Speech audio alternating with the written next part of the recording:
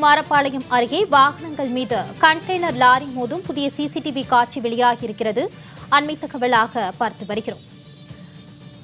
Police சோதனையின் போது நிற்காமல் சென்ற கண்டெய்னர் லாரி முன்னால் சென்ற வாகனங்கள் மீது மோதும் பரபரப்பு காட்சி வெளியாகியிருக்கிறது. அண்மை தகவலாக பார்த்து வருகிறோம்.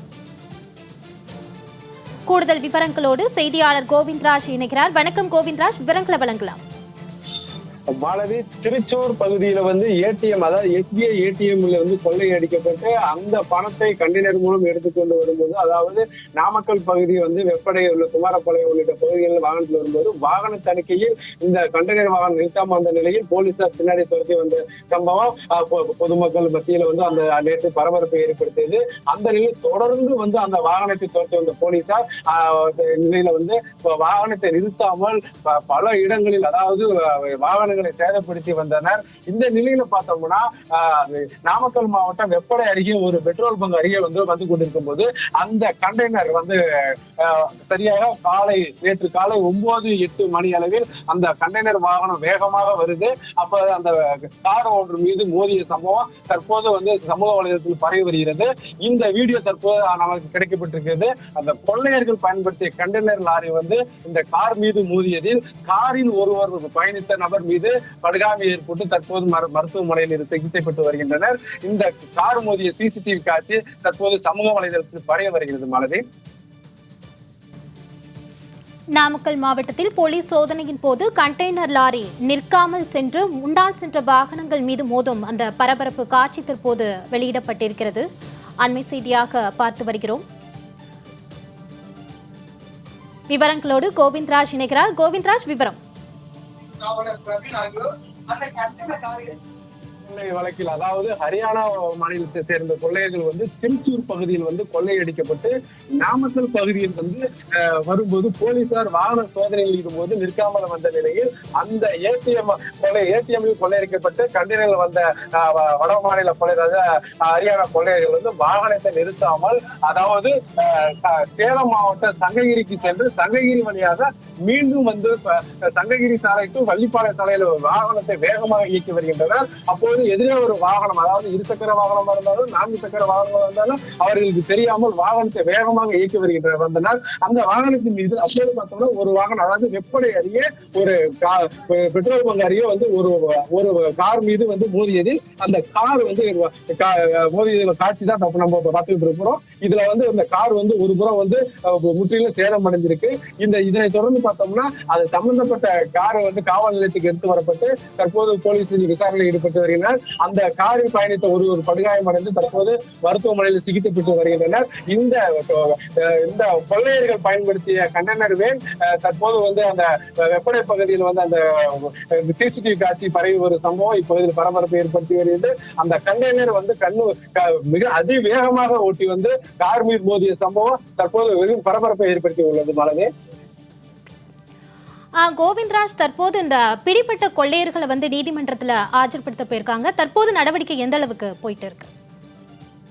மாலதி, இந்த கொள்ளையர்கள் 7 பேர் வந்த கொள்ளையர்கள் தற்போது ஒருவர் கொல்லப்பட்ட நிலையில, துப்பாக்கியால் சுட்டுக் கொல்லப்பட்ட நிலையில ஒருவர் கொல்லப்பட்ட நிலையில மற்றொரு படுகாயம் கோவை மருத்துவமனையில் சிகிச்சை பெற்று வருகின்றனர்.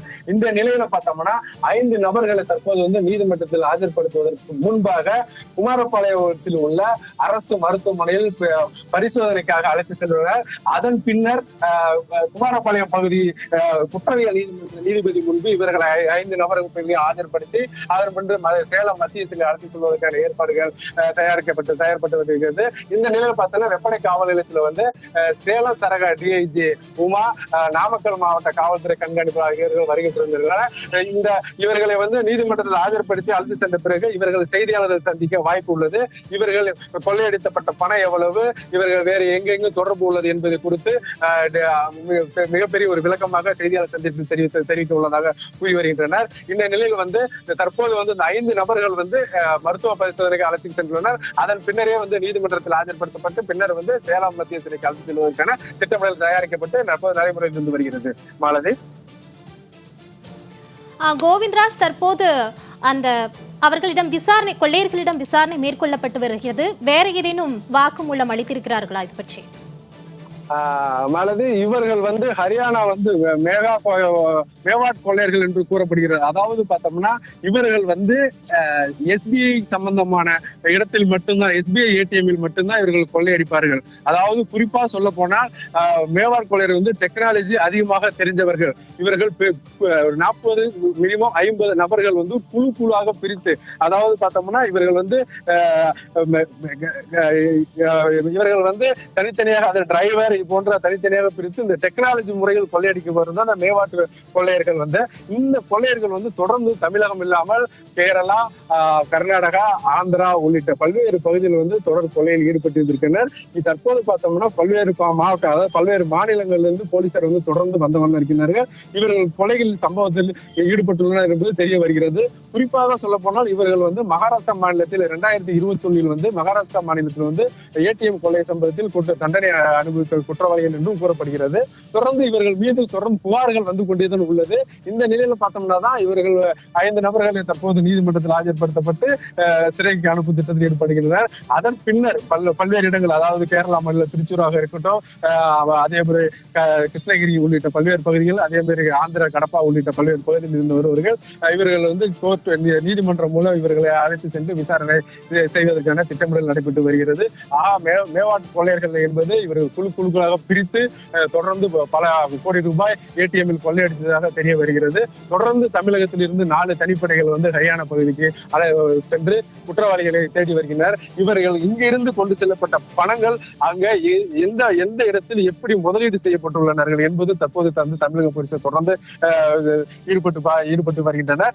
இந்த பணங்கள் வந்து எவ்வளவு, அதாவது கடந்த 21ஆம் தேதி வந்து கிருஷ்ணகிரி பகுதியில் வந்து 20 லட்சத்துக்கு மேல் கொள்ளையடிக்கப்பட்டதாக கூறப்படுகிறது. அந்த பணம் எங்கே சென்றுள்ளதா, ஹரியானா சென்றுள்ளதா, இல்ல இன்னும் தமிழகத்தில் தான் உள்ளதா என்பதை குறித்து தற்போது தொடர்ந்து விசாரணை ஈடுபட்டு வருகின்றனர். தொடர் விசாரணைக்கு பிறகு இவர்கள் திட்டமிடல் என்ன, இவர்கள் எத்தனை பேர் கொண்ட குழு, இவர்கள் கொள்ளையடிக்கப்பட்ட பணம் எவ்வளவு, இவர்கள் எங்கே இந்த பணத்தை பதுக்கி வச்சிருக்கார்களா, எதிராவது முதலீடு செய்யப்பட்டுள்ளார்களா, இவர்கள் நிலங்கள் வாங்கி வைக்கப்பட்டுள்ளார்களா என்பதற்கு தெரிந்த பிறகு அதை மீட்டெடுக்கும் வகையில் வந்து தற்போது போலீசார் ஈடுபட்டு வருகின்றனர். அதே சமயத்தில் பார்த்தோம்னா தமிழ்நாடு இல்லாமல் கர்நாடகா, கேரளா, ஆந்திரா உள்ளிட்ட பல்வேறு போலீசார்களும் கொள்ளையடிக்கப்பட்ட பணங்களை வந்து மீட்பதற்கான தொடர்ந்து விசாரணை ஈடுபட்டு வருகின்றனர். மாலதி, கோவிந்தராஜ், தங்களுடைய விரிவான தகவல்களுக்கு நன்றி.